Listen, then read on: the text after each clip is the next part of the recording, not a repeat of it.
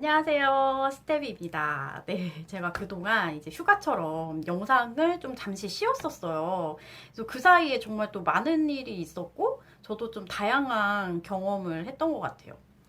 그래서 변화한 것들 중에 일단 몇 가지만 한번 얘기를 해보자면, 한국셀러센터가 생겼고, 그리고 입점 시에 지금은 총 7개의 국가가 이제 동시 입점이 가능하고, 또 인큐베이션 셀러 조건이 이 리셀러가 원래 10개의 상품을 등록했어야 되는데 지금은 5개 등록만 해도 우리가 인큐베이션 셀러가 될 수가 있고, 또 현재 몇몇 국가들이 이제 판매 수수료랑 이 피지사 수수료가 인상이 좀 되었죠.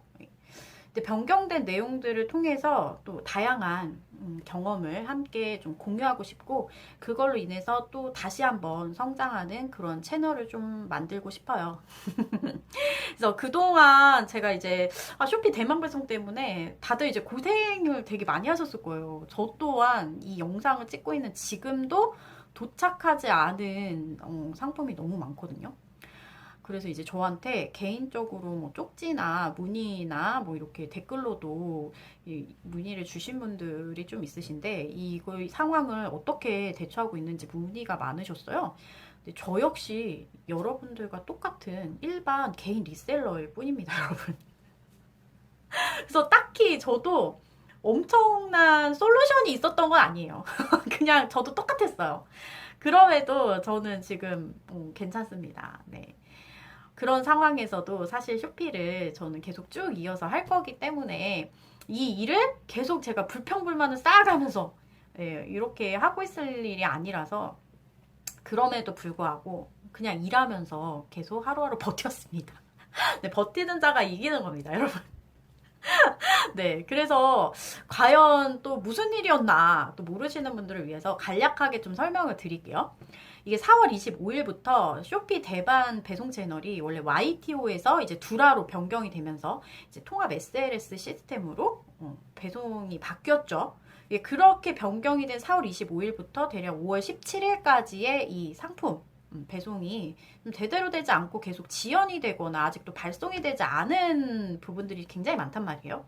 그런데 쇼피에서는 공지해주기를, 이게 대만의 세관을 통과하는 상품에 대해서 인증이 필요한데 인증이 지금 제대로 되고 있지 않아서 지금 발송이 안 된다라는 이야기를 좀 했어요.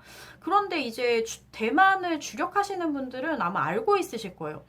이미 대만은 원래 구매 시에 한번 본인 인증해야 되고요. 물건이 발송이 돼서 해당 국가에 도착하면 한 번 더 해야 되는 게 맞아요, 원래가. 그런데 딱 그 기간에만 지금 안 되고 있단 말이죠. 그러면서 그것 때문에 안 된다는 이야기를 받았을 때, 사실 이거는 시스템상의 문제라고 저는 추측을 하는데, 뭐 이거 뭐 사실상 저의 심증일 뿐, 이게 물증이 없잖아요. 그렇기 때문에 어디까지나 이제 그렇게 생각을 하고 있습니다. 그런데 이거에 대한 책임을 모두 셀러가 져야 된다고 하니까 좀 억울한 상황이 없지 않아 있을 것 같아요. 그렇다고 제가 이 영상을 찍는 이유가 이거를 해서 뭐 문제를 삼으려고 이거 아닙니다. 어차피 어떤 일이든 간에 나에게 이런 억울하고 좀 복창이 터지는 이런 상황은 누구에게나 일어날 수 있는 일이라고 생각을 해요. 그런 일들이 의외로 더 해결이 되지 않고 그냥 이대로 살 묻히는 경우를 저는 더 많이 봤어요. 그래서 이 일을 끝까지 파헤쳐서 이런 시간을 낭비하는 것보다는 그냥 일단 좀 내 마음을 바꾸고 내 생각을 정리하면서 버티는 걸로 저는 결정을 했습니다. 그래서 저는 그럼에도 불구하고 이런 상황을 잘 이겨내려면 그럼 내가 뭘 해야 될까? 이렇게 고민을 하다가 이 책이 생각나서 한번 이야기해보고 싶었어요. 이 책은 왜 일하는가? 저자는 이나모리 가즈오라는 사람인데, 이 사람이 이제 전자부품 회사 CEO로 굉장히 세계적으로 유명한 사람인데요. 이 이나모리 가즈오 회장이 초창기 이제 창업했을 초기에 이제 마스시타 전기공업 이 하청을 받아서 부품을 생산을 했는데요.